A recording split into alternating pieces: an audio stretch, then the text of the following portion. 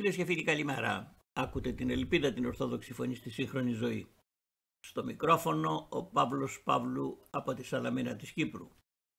Φίλες και φίλοι, επεξεργαζόμενοι την ατομική μας συμπεριφορά μέσα στην καθημερινότητα, διαπιστώνουμε όλοι μας ότι υπάρχουν πράγματα που καθορίζουν και το αποτέλεσμα και υπάρχουν και πράγματα τα οποία εξαρτώνται από εμάς, δηλαδή πώς εμείς θα τα διαχειριστούμε ώστε να έχουμε ένα θετικό αποτέλεσμα, μια και όλοι ενδιαφερόμαστε για θετικά αποτελέσματα και κανένας βεβαίως δεν ενδιαφέρεται για αρνητικά αποτελέσματα. Αυτή λοιπόν η δυνατότητα την οποία έχουμε, δηλαδή να κάνουμε επιλογές που εξαρτώνται από εμάς για να πετύχουμε το καλύτερο, δηλαδή να φτάσουμε στον στόχο, στον προορισμό τον οποίο έχουμε βάλει μέσα στην καθημερινότητά μας, καταλαβαίνουμε όλοι μας ότι είναι δικό μας θέμα, είναι ατομικό θέμα, είναι προσωπικό θέμα. Ο καθένας από εμάς το διαχειρίζεται με άλλο τρόπο.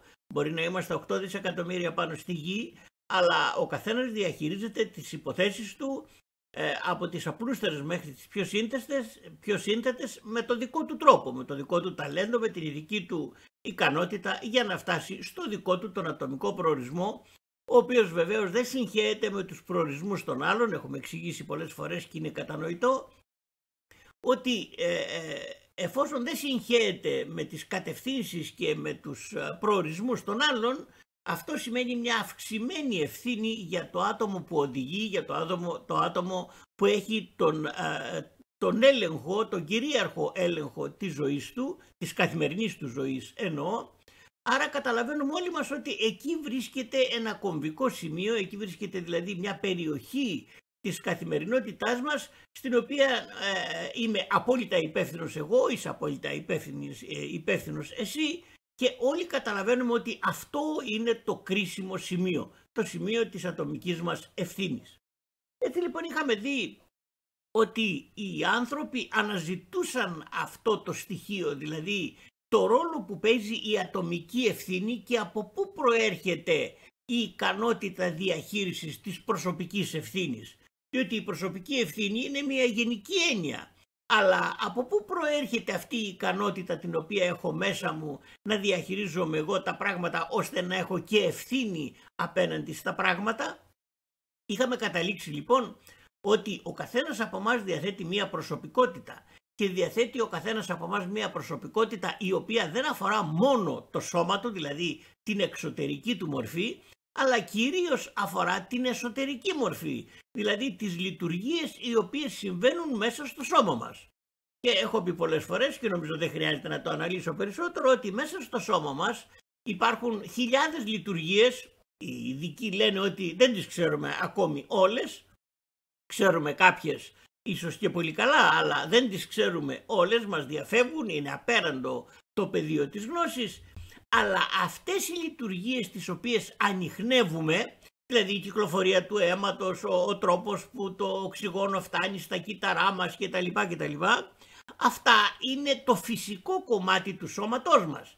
Ένα σώμα δεν είναι μόνο το φυσικό του κομμάτι και οι λειτουργίες του, δεν είναι μόνο το σηκώτη, δεν είναι μόνο τα πνευμόνια, τα χέρια και τα πόδια, αυτά τα καταλαβαίνουμε, τα βλέπουμε, μπορούμε να τα ανιχνεύσουμε, αλλά ο καθένας από εμάς κουβαλάει και τις σκέψεις του.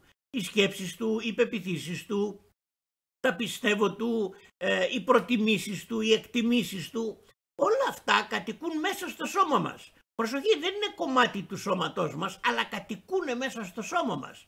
Τι σημαίνει αυτό? Σημαίνει ότι ο καθένας από εμάς, εφόσον θέλει να φτάνει στον ατομικό του προορισμό κάθε μέρα, θα πρέπει να παρακολουθεί και αυτή την πλευρά της ζωής του. Δηλαδή, όχι μόνο τα χέρια του και τα πόδια του να είναι λειτουργικά, αλλιώς δεν πρέπει να μπει στο αυτοκίνητο διότι θα προξενήσει ατύχημα, αλλά να δει και αν σκέφτεται καλά, να δει αν έχει ξεκάθαρο μυαλό, όπως λέμε, ή αν βρίσκεται σε μια σύγχυση.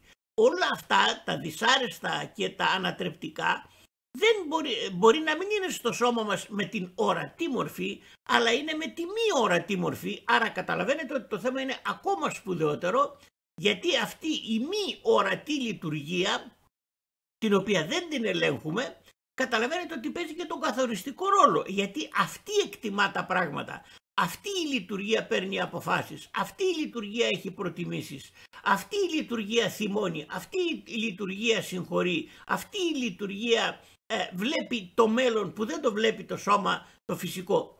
Άρα όλοι καταλαβαίνουμε ότι η διαχείριση της προσωπικής μας καθημερινότητας, το τι κάνουμε και το πώς το κάνουμε, δεν είναι θέμα μόνο των άλλων, αλλά είναι και η δική μας συμβολή. Είναι δηλαδή και ο δικός μας ο τρόπος με τον οποίο συμμετέχουμε στο κοινωνικό γίγνεσθε των 8 δισεκατομμυρίων ανθρώπων τον 21ο αιώνα.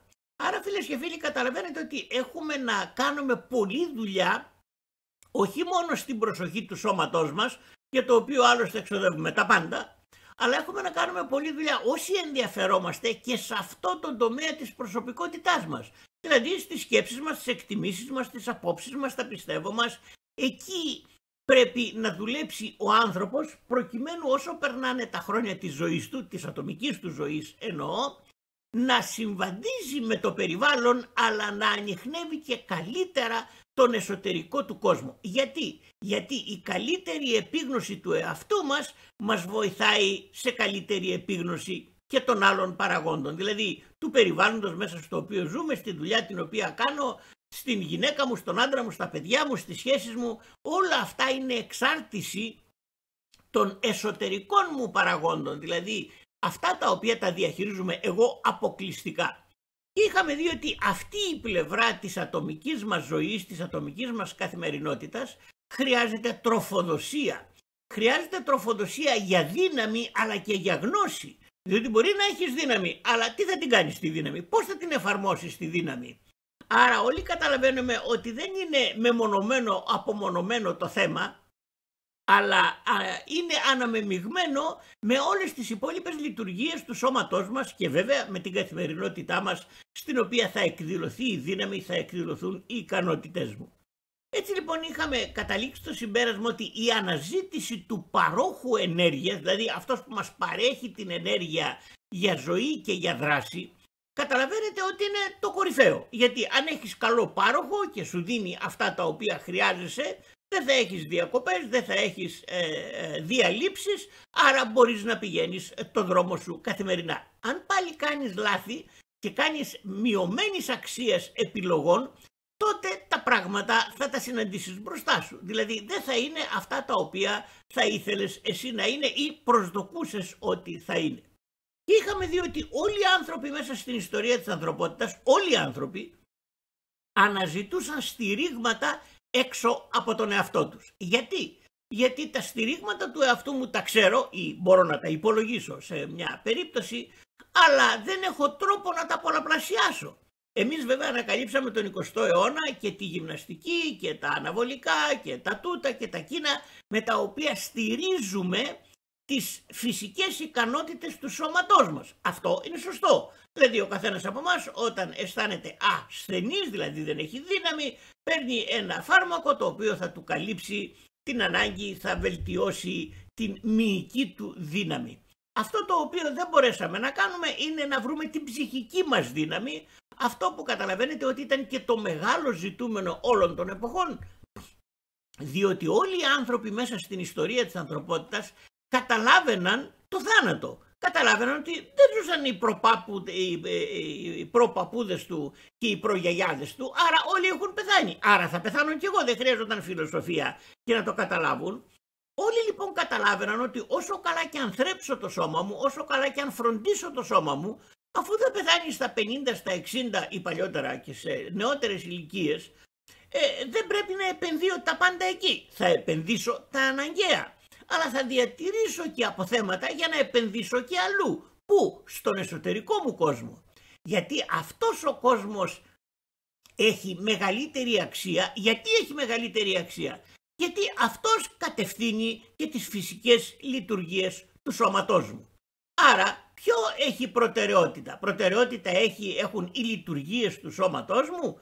Καταλαβαίνετε ότι οι άνθρωποι οι οποίοι έχουν μία αναπηρία και δεν έχουν την ικανότητα να κινούνται όπως κινείται ένας, θα λέγαμε, φυσικός άνθρωπος, φυσιολογικός άνθρωπος, θα έπρεπε να είναι μειωμένης ικανότητας. Όχι βέβαια, Όχι βέβαια, διότι όλοι οι άνθρωποι που ζουν έχουν ικανότητες. Μπορεί ο άλλος να μην έχει ένα χέρι, να έχει μόνο ένα χέρι και να μην έχει δύο χέρια.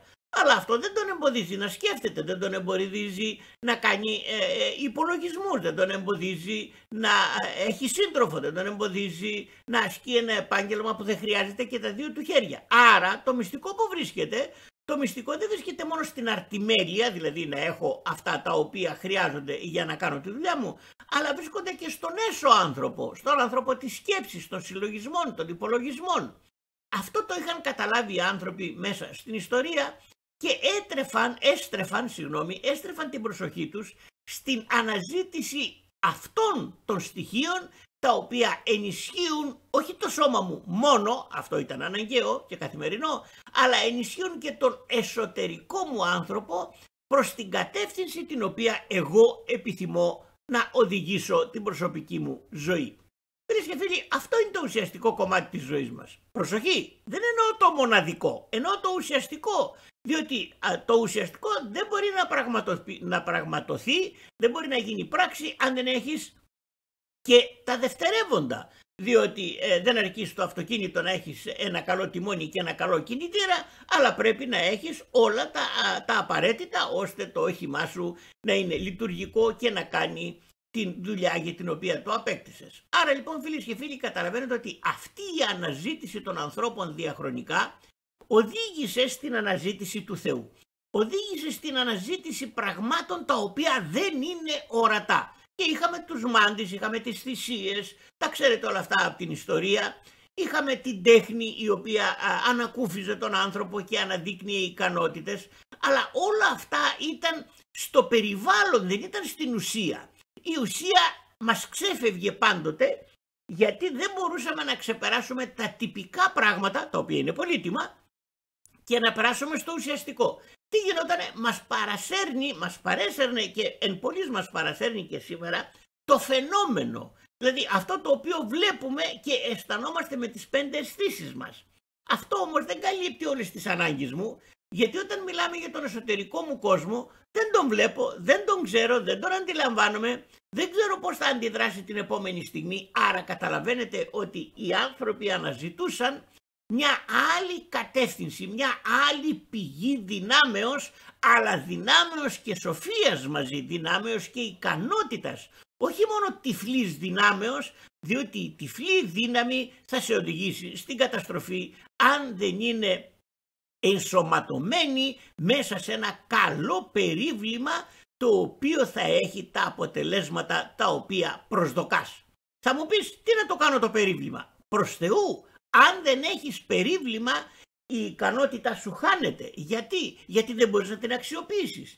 Είναι σαν να τρέχει ένα νερό σαν ένα ποτάμι, εσύ χρειάζεσαι ένα ποτήρι, αλλά δεν έχεις το ποτήρι και δεν ξέρεις πώς να πιεις νερό. Τότε το νερό χάνεται, εσύ μένεις διψασμένος και δεν ωφελείσαι και καταλαβαίνετε τι θέλω να πω με το παράδειγμά μου. Άρα λοιπόν, φίλες και φίλοι, οι άνθρωποι αναζητούσαν όχι μόνο εξωτερικά στοιχεία, αλλά αναζητούσαν και την πηγή των δυνάμεων, κάτι το οποίο το κάνουμε και εμείς. Δηλαδή τα μεγάλα ερευνητικά κέντρα του κόσμου, ξέρετε ότι από τον 20ο αιώνα, εδώ και περίπου 50 ή 70 χρόνια, αναζητούν την πηγή των δυνάμεων. Δηλαδή από πού προέρχονται τα πράγματα τα οποία δίνουν δύναμη στον άνθρωπο. Και έτσι έχουμε τα ερευνητικά κέντρα του ΣΕΡΝ, έχουμε μιλήσει και στο παρελθόν και είναι εύκολο κανείς να βρει πληροφορίες για αυτά τα θέματα και καταλαβαίνετε ότι αυτή ήταν η τάση του ανθρώπου, να ανακαλύψει τις πηγές της ενέργειας παράλληλα με το περίβλημα, παράλληλα με το ασκή μέσα στο οποίο θα βρίσκονταν. Δηλαδή καταλαβαίνετε ότι ο άνθρωπος πρέπει να ξεπεράσει το περίβλημα και να φτάσει στην ουσία την οποία να την ερευνήσει και όσο περισσότερο την ερευνά και την καταλαβαίνει τόσο καλύτερα μπορεί να χρησιμοποιήσει και τα δώρα τα οποία προσφέρει αυτή η δύναμη. Έτσι λοιπόν αυτή ήταν η ιστορία της ανθρωπότητας μέχρι που εμφανίστηκε ο Χριστός. Ο Χριστός τι έκανε? Δεν είπε μην ερευνάτε, αλλά έστρεψε την προσοχή μας στην ατομική έρευνα. Όχι στην κοινωνική μόνο, όχι μόνο σε αυτά που συμβαίνουν έξω από μένα, κάτι το οποίο όλοι το κάνουμε κάθε μέρα, κάθε ώρα, κάθε στιγμή, αλλά έστρεψε την προσοχή μας, την προσοχή του ανθρώπου, τη δική σας και τη δική μου, στην ατομική μας πλευρά, στην προσωπική μας πλευρά. Γιατί το έκανε αυτό? Για να μας αποκόψει από την κοινωνία? Προς Θεού, προς Θεού, προς Θεού. Όχι βεβαίως, αλλά για να μας δώσει την ευκαιρία να διαθέσουμε δυνάμεις, χρόνο, χρήμα, κουράγιο, στο να αναζητήσουμε την προσωπική μας ζωή, την προσωπική μας ευθύνη, διότι εν τέλει η ζωή είναι αυτό το οποίο ζεις εσύ, οι δικές σου οι εμπειρίες, αλλά η ζωή δεν σταματάει στις δικές σου και στις δικές μου εμπειρίες. Η ζωή ήταν πριν από μένα και θα συνεχίσει μετά από μένα. Εγώ θα απολαύσω τις εμπειρίες των 30, των 90, των 100 χρόνων, αλλά στη συνέχεια θα την αφήσω τη ζωή. Αυτό λοιπόν το στοιχείο προσπάθησε ο Χριστός να εξηγήσει στους μαθητές του, οι οποίοι, έχω επαναλάβει πολλές φορές, δεν ήταν gentlemen με την έννοια των υψηλών ανθρώπων της εποχής τους και ήταν προβεβλημένοι κτλ, αλλά ήταν ανώνυμοι. Ήταν άνθρωποι της καθημερινότητας, ήταν άνθρωποι με έγνοιες κάθε μέρα επιβίωσης. Και καταλαβαίνετε ότι αυτοί οι άνθρωποι, το κοινό χαρακτηριστικό που είχαν δεν ήταν οι αγώνες για την επιβίωση, αλλά ήταν η διάθεσή τους να ανακαλύψουν την πηγή της ζωής. Γιατί αυτό είναι το ουσιαστικό. Αν ανακαλύψεις την πηγή της ζωής, σιγά σιγά θα τα μάθεις και τα υπόλοιπα. Το ερώτημα είναι πού είναι η πηγή της ζωής για να τη βρω να πιω κι εγώ από αυτό το νερό. Αυτό λοιπόν ο Χριστός το εξήγησε στους μαθητές του 3,5 χρόνια. Φανταστείτε, 3,5 χρόνια ο ίδιος. Και οι μαθητές του δεν κατάλαβαν τίποτα. Τον άκουγαν, τον έβλεπαν, τον χαιρόντουσαν, μιλούσαν, έτρωγαν μαζί του, τους έλεγε πράγματα τα οποία δεν τα καταλάβαιναν. Χρειάστηκαν να περάσουν πολλές δεκαετίες μέχρι που να καταλάβουν τι τους έλεγε ο δάσκαλος, για να μάθουν το μυστικό, πώς θα βρούνε τη ζωή και πώς να αναγνωρίζουν τη ζωή πίσω από τα φαινόμενα. Αυτό λοιπόν έγινε εκείνη την εποχή. Οι άνθρωποι κατάλαβαν όσα κατάλαβαν και στη συνέχεια οργανώθηκε η Εκκλησία, την οποία ξέρουμε, και η οποία από τότε διδάσκει αυτό το πράγμα. Δηλαδή διδάσκει τον άνθρωπο πώς να ανακαλύπτει τη ζωή γενικά, αλλά και πώς να την εφαρμόζει μέσα στην καθημερινότητά του. Ποιο ήταν το μυστικό αυτών των μαθητών μετά από μερικές δεκαετίες που ο Χριστός είχε φύγει από ανάμεσά τους? Είχαν καταλάβει ότι τους είχε πει ένα πράγμα. Προσπαθήστε να καταλάβετε πώς θα γίνετε κοινωνοί της Θείας Φύσεως. Γιατί ο Δημιουργός κρατάει όλη την ενέργεια στα χέρια του, κρατάει όλη τη ζωή στα χέρια του. Άρα αυτό που εσύ και εγώ γευόμαστε, έλεγε στους μαθητές του τότε, είναι προσωρινό. Προσοχή, δεν είναι κακό, είναι απαραίτητο, χωρίς αυτό δεν ζεις, χωρίς αυτό δεν επιβιώνεις. Αλλά τους έδειξε και ένα άλλο δρόμο, μη καταργώντας τον προηγούμενο. Ορισμένοι νομίζουν ότι ο Χριστός ήρθε να καταργήσει την παρούσα ζωή. Προς Θεού, προς Θεού. Ο Χριστός έφαγε και ήπιε. Ο Χριστός ντύθηκε. Ο Χριστός περπάτησε. Ο Χριστός συζήτησε. Ο Χριστός ευχαριστήθηκε. Ο Χριστός ανταποκρίθηκε. Όλα αυτά τα οποία βιώνεται και βιώνω. Άρα δεν ήρθε να τα καταργήσει, αλλά ήρθε να μας ανοίξει ένα παράθυρο πέρα από αυτό να καταλαβαίνουμε τα πράγματα. Έτσι λοιπόν ένας ψαράς από τη Γαλιλαία, ο Πέτρος, το κατάλαβε μετά από καμιά 30 χρόνια και γράφει, αφήνει τις εντυπώσεις του, ότι σας έχουν δοθεί τα δώρα, αλλά πρέπει εσείς να τα καταλάβετε και πρέπει εσείς να τα ανιχνεύσετε ατομικά και προσωπικά. Γιατί αν δεν το κάνεις, απλώς οι άλλοι θα πίνουν νερό και εσύ θα διψάς. Τι είπε λοιπόν ο ψαράς, ο οποίος ήταν πρακτικός άνθρωπος?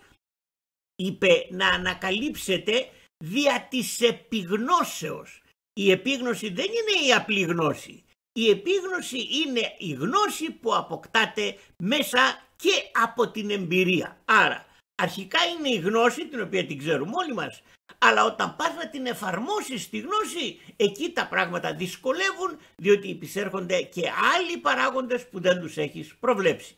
Τι λέει λοιπόν ο ψαράς? Λέει, παιδιά, κοιτάξτε, το νερό τρέχει δίπλα, το νερό της ζωής τρέχει δίπλα μας, αλλά εσύ πρέπει να το καταλάβεις, εσύ να το ανακαλύψεις, εσύ να το πάρεις, εσύ να το πιείς. Μα οι άλλοι το πήραν, ναι, οι άλλοι το πήραν, εσύ δεν το πήρες. Αν δεν το πάρεις εσύ το νερό, εσύ θα διψάσει, οι άλλοι θα είναι χορτάτοι, θα έχουν και περίσσευμα και εσύ και εγώ θα διψάμε.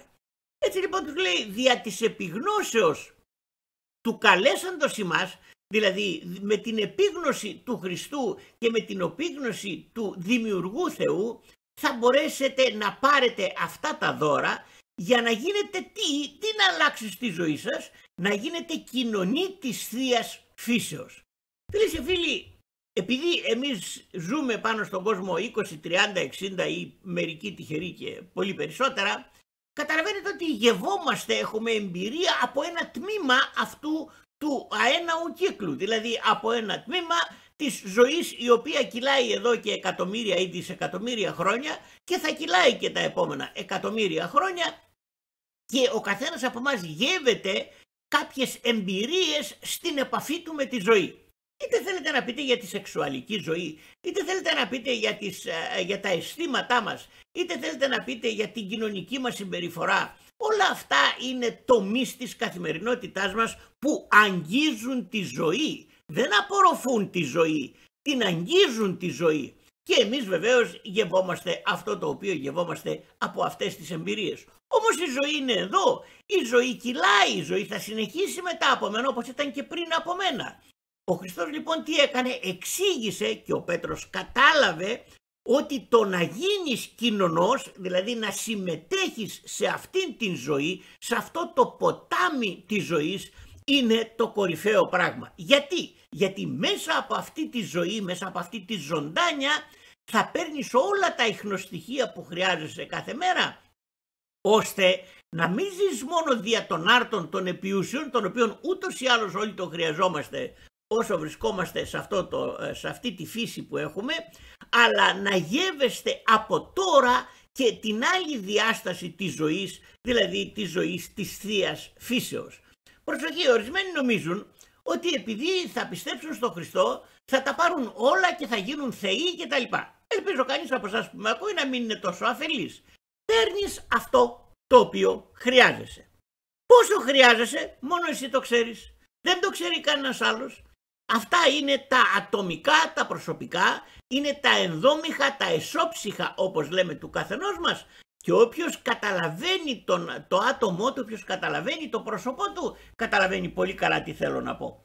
Έτσι λοιπόν αυτός ο ψαράς είπε στο τέλος της ζωής του πια, όταν είχε οριμάσει και είχε καταλάβει ό,τι είχε καταλάβει και αυτός, λέει, θα γίνετε κοινωνοί της Θείας Φύσεως για να αποφεύγετε τα πράγματα τα οποία σας εμπλέκουν μέσα στη ζωή και φθύρουν τη ζωή σας, δηλαδή καθυστερούν τη ζωή σας. Αυτό σημαίνει φθορά.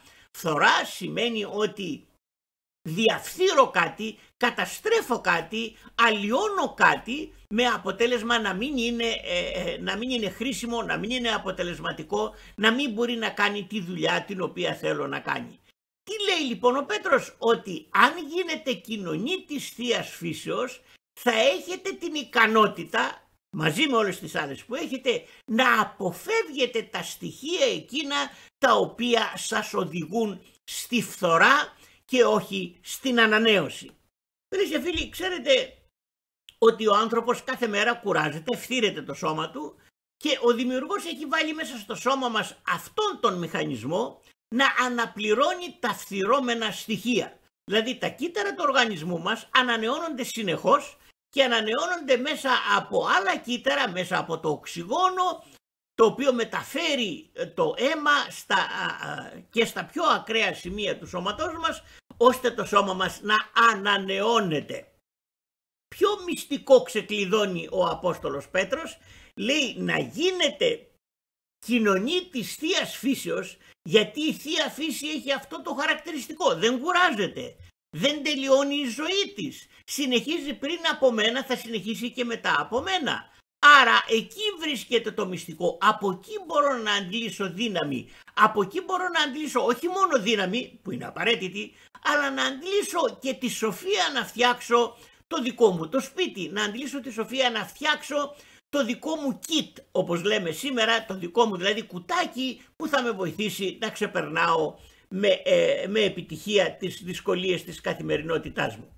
Τι είδε ο ψαράς από τη Γαλιλαία? Είδε μια καλή ευκαιρία να αλλάξει η ζωή του, προς μία κατεύθυνση αέναης δημιουργίας, αέναης και συνεχούς παροχής ενέργειας για την ατομική του ζωή. Όταν γράφει να γίνεται κοινωνή της Θείας Φύσεως, δεν εννοεί θεολογικά να το καταλάβετε, διότι θα το καταλάβετε θεολογικά, αλλά δεν γίνεται κοινωνή. Κοινωνή θα γίνεται με την επίγνωση. Με την επίγνωση, δηλαδή θα το βάλετε σε εφαρμογή αυτό το πράγμα, ώστε να αποδώσει εμπειρικούς καρπούς στην ατομική σας ζωή, στην ατομική σας καθημερινότητα. Άρα ο ψαράς από τη Γαλιλαία, που ήταν ψαράς, ήταν επαγγελματίας ο άνθρωπος και έβγαζε το ψωμί του, δεν είχε φούμαρα, δεν είχε ιδέες, δεν είχε απόψεις γενικές, φιλοσοφικές, διότι δίδασκε σε κάποιο πανεπιστήμιο. Αλλά τι έκανε, τους μιλούσε μέσα από την πείρα του. Έλεγε, παιδιά, θέλετε αποτελέσματα, πρέπει να ρίξεις τα δίχτυα. Μα εγώ δεν ξέρω, έμπα στο καράβι να μάθεις, να σου δείξει κάποιος πώς γίνεται για να μάθεις. Αλλά μετά, αφού σου δείξει ο κάποιος, εσύ θα παίρνεις την ευθύνη για το καλό ή το κακό το ψάρεμα και για την καλή ή την κακή διαχείριση. Μην τα ρίχνεις αυτόν ο οποίος σου έμαθε να ψαρεύεις, γιατί είναι λάθος, είναι εθελοτυφλία, δηλαδή καταλήγεις να γίνεσαι, να μπαίνεις πίσω από έναν άνθρωπο ο οποίος είναι άνθρωπος, έκανε τις προσπάθειές του, αλλά δεν σημαίνει ότι είναι και Θεός, άρα εσύ θα πρέπει να βρεις το δικό σου τον τρόπο να ψαρεύεις, λέει ο ψαράς της Γαλιλαίας. Άρα εδώ τα πράγματα μπαίνουν, όπως ξεκινήσαμε τη συζήτησή μας σήμερα, στην προσωπική μας ευθύνη. Γιατί εγώ αποφασίζω. Ο εσωτερικός μου κόσμος αποφασίζει. Δεν αποφασίζει κανένας άλλος. Εγώ ανιχνεύω τον εσωτερικό μου κόσμο. Ανιχνεύω τις ανάγκες μου. Βλέπετε, ξυπνάμε το πρωί και τι πράγμα μας έρχεται πρώτο, τι θα κάνω σήμερα. Αν σε έχει απασχολήσει χθες κάτι πάρα πολύ σοβαρό ζήτημα, με το που ανοίγεις τα μάτια σου, αυτό το πρόβλημα σε απασχολεί. Αυτό το ζήτημα θα μπει πρώτο στην ατζέντα σου. Άρα ο εσωτερικός μας κόσμος κατευθύνει τις σκέψεις μας. Εκεί ακριβώς ο ψαράς της Γαλιλαίας έβαλε το θεμέλιο λίθο. Είπε, όταν ξυπνάτε να θυμάστε ότι αυτό το οποίο θα ζήσετε σήμερα δεν είναι αυτό μόνο που σας ταλανίζει, αλλά θα ζήσετε και τη ζωή πίσω από αυτό το οποίο σας βασανίζει ή δεν σας βασανίζει και θα περάσετε ευχάριστα την ημέρα σας. Τι να κάνετε λοιπόν? Να αφιερώνετε χρόνο στην κατανόηση, στην επίγνωση αυτής της διάστασης, δηλαδή να καταλαβαίνετε την Θεία Φύση που κυκλοφορεί δίπλα σας και να κάνετε προσπάθειες να παίρνετε από τη Θεία Φύση αυτό το οποίο εσείς χρειάζεστε καθημερινά για να ενισχύεται ο εσωτερικός σας κόσμος, ο οποίος έχει διπλή ενίσχυση. Από τη μια παίρνει ενέργεια, αλλά και από την άλλη ανανεώνει το περίβλημα, ώστε να έχει την ικανότητα το περίβλημα να αντέξει τις δυνάμεις τις οποίες θα πάρεις σήμερα. Ποιο είναι το περίβλημα? Το περίβλημα είναι το φυσικό μας σώμα. Αν δεν έχουμε το φυσικό μας σώμα, δεν υπάρχουμε, δεν συζητάμε, έχουμε τελειώσει. Αλλά μέσα στο φυσικό μας σώμα λειτουργούν και άλλα πράγματα. Λειτουργεί η σύνεση, λειτουργεί η αγάπη, λειτουργεί η αντοχή, λειτουργεί η μακροθυμία, λειτουργούν χιλιάδες πράγματα τα οποία τα ανιχνεύουμε, τα υποπτευόμαστε όλοι, αλλά δεν μπορούμε να τα καλλιεργήσουμε γιατί δεν είναι εύκολα πράγματα όπως είναι τα λουλούδια στη γλάστρα μου. Άρα λοιπόν καταλαβαίνετε φίλες και φίλοι ότι αυτό το οποίο συνιστά ο ψαράς μέσα από την ατομική του πείρα, ήταν ψαράς, ψάρευε, ήξερε πως βγαίνει το μεροκάματο και ήξερε ότι δεν ήταν μόνο να βγάλεις τα ψάρια, ήταν να τα πουλήσεις και σε καλή τιμή. Διότι αν δεν τα πουλούσε σε καλή τιμή, θα τα πέταγες στο τέλος ξανά στη θάλασσα, θα είχες προβλήματα. Τι λέει λοιπόν ο ψαράς? Λέει να μην είστε απλοϊκοί. Όταν αναζητάτε τον εσωτερικό σας κόσμο, δηλαδή αναζητάτε να βελτιώσετε τον εσωτερικό σας κόσμο για να έχετε δύναμη και να έχετε περίσσια δυνάμεως για σήμερα αλλά και για το μέλλον, εκεί να είστε έξυπνοι όπως είστε έξυπνοι σε όλα τα πράγματα της ζωής σας. Δηλαδή να θυμάστε ότι η επίγνωση προηγείται. Η επίγνωση προηγείται της επιτυχίας. Αν δεν τα καταλάβετε εμπειρικά και τα έχετε μόνο μέσα στο κεφάλι σας, δεν θα σας ωφελήσει, θα σας οδηγήσει σε υπερηφάνεια από την οποία μάλλον θα κάνετε λάθη και δεν θα ωφεληθείτε όπως πιθανόν θα μπορούσατε να έχετε ωφεληθεί αν μπαίνατε στη διαδικασία τη γνώση να τη μετατρέψετε σε προσωπική εμπειρία, δηλαδή σε επίγνωση. Καλή σας μέρα φίλοι μου.